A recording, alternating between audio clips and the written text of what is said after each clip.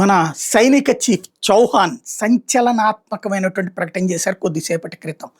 Operation Sindoor 2.0కి సిద్ధమవ్వండి అని సైన్యానికి పిలుపునిచ్చారు.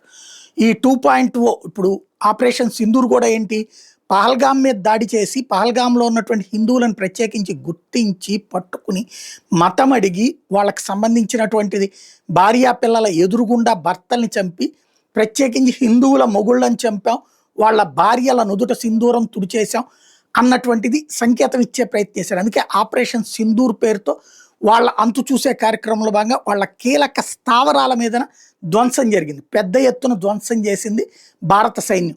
దానికి ప్రతిగా మన దేశం మీదకి వాళ్ళు డ్రోన్లతో విరుచుకుపడితే మనం వాళ్ళకి మిస్సైళ్లతో సమాధానం చెప్పాం.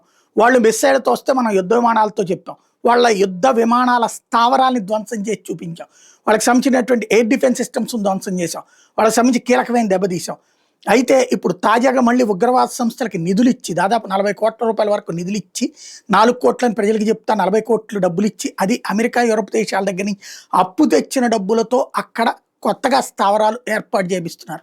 ఇప్పుడు ఆల్రెడీ ధ్వంసమైన స్థావరాలు రీకన్స్ట్రక్షన్, కొత్త కొత్త ప్రదేశాల్లో కన్స్ట్రక్షన్. అది ఖైబర్ పఖ్తూన్ఖా అట్లాంటిది. అటుపక్కకి అటు చివరికి దాదాపుగా 1000 కిలోమీటర్ల దూరంలో పెట్టేటటువంటి ఎత్తుగడలు వేస్తున్నది పాకిస్తాన్. ఈ నేపథ్యంలో ఇప్పుడు ఈ ఉగ్రవాద శిబిరాల ధ్వంసమే లక్ష్యంగా ఆపరేషన్ సింధూర్ 2.0కి సిద్ధంగా ఉండండి అని భారత సైన్యానికి చౌహాన్ పిలుపునిచ్చారు. ఇది అత్యంత ముఖ్యమైనటువంటిది. మనోళ్ళు ఊరికినే వేగ్గా ఏది పడితే అది మాట్లాడరు. పాకిస్తాన్ సైన్యానికి మళ్ళీ మేకపోతు గాంభీర్య ప్రకటనలో ప్రగల్భాల ప్రకటనలో ఉండు. ఓ పక్కన అమెరికా ఎత్తుగడలను చిత్తు చేస్తూ F-16 యుద్ధ విమానాలే కూల్చామంటూ ఎయిర్ ఫోర్స్ చీఫ్ ప్రకటించడం సింగ్, ఆ కాసేపటికే ఈ స్టేట్మెంట్ రావడం చౌహాన్ నుంచి సంచలనం సృష్టిస్తోంది. మళ్ళీ త్వరలోనే ఆపరేషన్ సింధూర్ 2.0 జరగబోతోందా చూడాల్సి ఉంది.